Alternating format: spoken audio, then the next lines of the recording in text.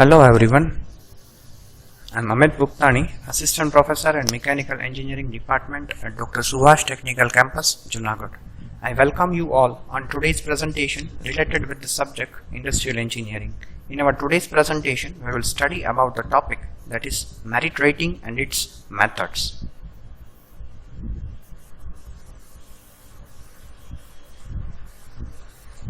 So before we begin our presentation, let us have an overview of today's presentation. The first topic that we will study, that is Introduction to Merit Rating. Second topic, that is Objectives of Merit Rating. Third topic is Methods of Merit Rating. So let us begin our presentation with our first topic of discussion, that is Introduction to Merit Rating. So what is merit rating? We will understand in this particular slide.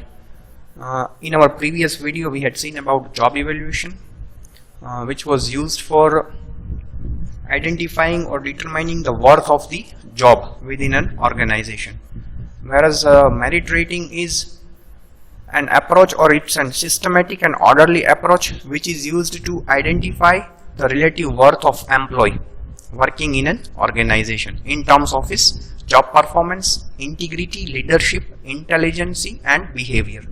So this merit rating, it's an approach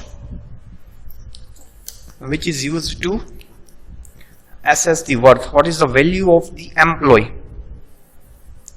in an organization in terms of his job performance, integrity, intelligence, leadership and behavior.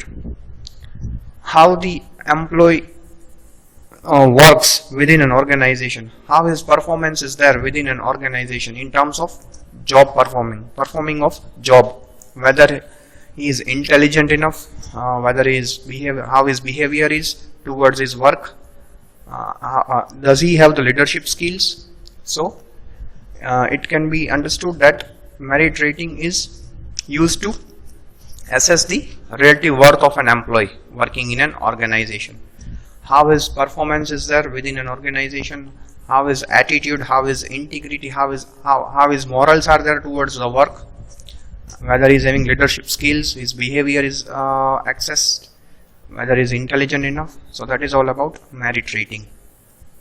It assesses the merit of a person doing the job. So the employee who is doing the job, it assesses his skills, his performance, his leadership qualities, his behavior.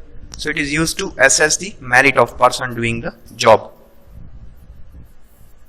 Next, it determines the extent to which an employee meets the job requirement. So there must be requirement of certain criteria or certain skills that an employee must have. So this merit rating helps to determine what are the job requirements that an employee must have in terms of skills, in terms of leadership skills. So merit rating tries to determine the extent or the things that is required by an employee to do the job. Then it determines a suitable wage structure for the job, and second, decides the rewards an employee should get in addition to its wages depending upon his merits. Firstly, this merit rating is used for identifying or determining suitable wage structure. For this X job, what should be the wage structure? And then it also decides what the reward should be given to an employee based on its work, depending on its merits, based on some certain skills. It is also used for deciding what should be the rewards that an employee must get additional to its wages. So this is all about introduction to merit rating. What is merit rating? It is used to assess the employee's worth of doing job. What should be the skills that an employee requires? Objectives of merit rating. It is used to assess the work of an employee in relation to their job requirement, whether that employee is suitable for this job, whether the skills that are required for doing the job is there in that particular employee or not. So it is used to assess the work of employees. To consider employees, workers for promotion, transfer and layoff.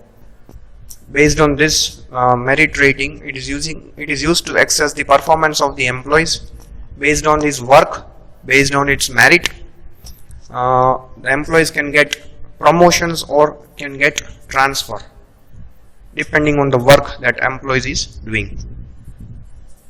Then to help in wage and salary administration and taking decisions about incentives and increments to be given to the worker. Based on its performance, this objective will help, or this merit rating will help to decide what should be the incentives, means additional to the wages, and whether that worker will get an increment or not. That is accessed with the help of merit rating. Then to know the problems faced by the workers while doing various jobs and helping in planning suitable training. So this merit ratings objective is, what is the objective? It identifies what are the problems that the workers are facing while doing the job, such that that will help them. Once they have identified the problem, then it will help them to for a better planning and provide a suitable trainings also, so that the problems that they are facing, that can be nullified. Next topic of discussion, that is methods of merit rating. The first method is checklist method. As the name itself suggests, the method employs a list of questions. Here there will be certain questions and certain list of certain questions and several statements which are concerned with the employee's performance on various aspects of job, and which are considered important for evaluating the merit of an employee for that job. So in this method, there will be some questions and some statements which is related to the performance of the employee doing the job, and that will be considered for evaluating the merit of an employee. The questions are of yes or no type, and there will be certain points for the questions which will be totaled at the last, and that will indicate the rating of an employee. The more rating or the more points the employee gets, he will have the higher rating. So there are certain questions such as yes or no, which belongs to yes or no, and that will be ultimately all the questions marks or the points will be totaled at the last, and based on the ratings that they have achieved for the questions, that will be helpful for rating an employee. Second method of discussion, that is rating scale method. It involves the following step. Define the merit factors to rate the employees. So what are the factors that will be or that will decide to rate the employees? That factors are listed here. The different factors according are the nature of job are as follows: standard of output, then quantity of output, how much the output that employee is producing, how much is intelligence. This all the factors will be considered to rate the employees. Then job knowledge, related to the job, how much knowledge that employee is having, leadership skills, integrity skills means moral or some ethics towards the work, dependability, education and experience, what is the education and experience of that particular employee, efforts and initiative, adaptability, adaptability means how much is versatile, how much is flexible, cooperation, judgment, then his character, health and appearance. This all the factors will be considered to rate the employees, and the total that will be done at the end of considering those factors, the employee with having the higher ratings will be rated at the highest level. Divide each factors into degrees like excellent, very good, fair and unsatisfactory. For example, you can take an example, quantity of output. So for that degree is suppose good. Then in terms of leadership quality, degree is very good. Then for judgment, his judgment towards the work, that is suppose excellent. So those degrees will be mentioned against each factor. Impart certain marks to each grade. The worth of an employee can be determined from the total points he gets from all his merit factors. So the worth or the rank of the employees are done based on the total points that he will acquire towards those factors which is required to be considered while rating the employee. On the basis of these points, different workers can also be compared. Our advantages of merit rating: it develops the ability of a rater. It develops the ability of a rater. So what is rater? So rater is nothing but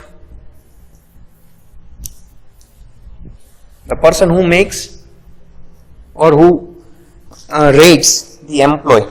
That is called rater. So the advantage of merit rating: the first advantage, it develops the ability of a rater. Rater means the one who rates or who is responsible for rating. Then employee-employer relationships improves. There is much satisfaction among employee and employer, so it improves the relationship between employee and employer. Employer means who hires the person, and the person doing the work, that is called employee.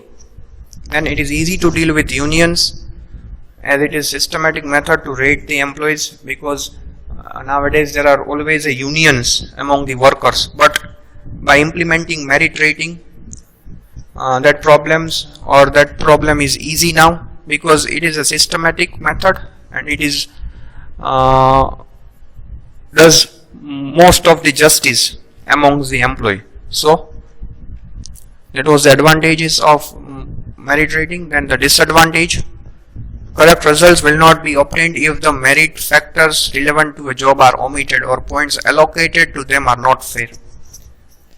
So this is a disadvantage. Whether some merit factors relevant to the job are omitted, then you cannot get fair results. A rater may play safe and tend to impart average rate to an employee who otherwise deserves unsatisfactory rating. Rater is one who rates or who is responsible for rating. So there may be chance that he will play a safe game and he will tend to put or impart average gradings, so that employers, those who are deserving, will not get the satisfactory value of his work. A rater, if he does not make enough personal contacts with each employee, cannot rate them correctly. So here the rater must have good relationship, or he is supposed to be required to maintain a good relationship with the employee so that he can rate them properly. Okay, this is all about merit rating and its methods. I hope this presentation would have helped you to understand merit rating and its methods. Thank you.